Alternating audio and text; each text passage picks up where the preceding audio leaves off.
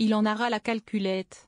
Pierre Moscovici a lancé une sérieuse mise en garde ce mercredi 16 avril, devant la presse, puis à l'Assemblée nationale où il était auditionné. La Cour des comptes, dont il est le président, pourrait refuser de certifier les comptes de l'État si ses recommandations ne sont pas mieux écoutées. Une arme particulièrement puissante et aux implications nombreuses.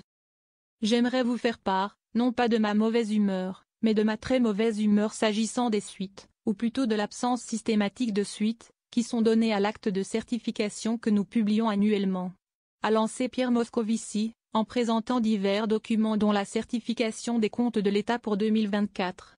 J'imagine la situation d'une entreprise où le commissaire aux comptes certifierait les comptes avec de fortes réserves ou ne les certifierait pas, et où le conseil d'administration dirait on s'en fiche, l'État fait ça. La sécurité sociale fait ça, a-t-il cinglé avant de regretter que les réserves formulées par ses services soient prises à la légère ou contestées. Alors qu'au contraire, elles devraient faire l'objet de toute l'attention de l'administration pour les faire disparaître, a-t-il estimé. Or, pour la 19e année consécutive, les comptes de l'État ne sont pas en mesure d'être certifiés sans des réserves très significatives, a souligné Pierre Moscovici en menaçant même, faute de progrès significatifs en 2025 de ne pas certifier les comptes. Le manque de moyens de pression sur l'État. La problématique soulevée par l'ex-chef de Bercy est d'ailleurs apparue également dans le rapport sur le dérapage des finances publiques, officiellement publié mardi.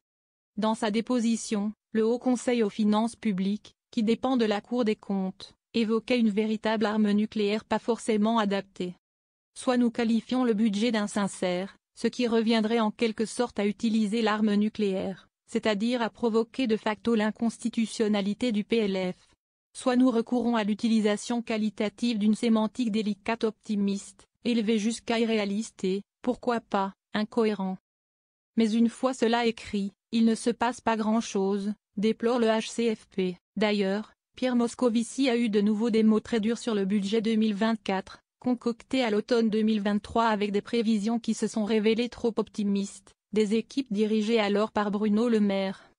Notamment un déficit public annoncé à 4,4% du PIB qui a dérapé à 5,8%. Regrettant qu'il n'y ait pas eu de loi de finances rectificative début 2024 pour tenir compte de dérapages déjà constatés en 2023. Pierre Moscovici a dénoncé la gestion erratique, le pilotage à vue, la succession de reports, gels, surgels, coups de rabot qui ont émaillé l'année dernière. Sur 2025, c'est un peu mieux, il faut le reconnaître, même si nous observons encore soit de légers biais optimistes, soit des risques qui ne sont pas tout à fait évalués, a-t-il signalé. Le gouvernement qui s'affaire déjà pour 2026 est néanmoins prévenu.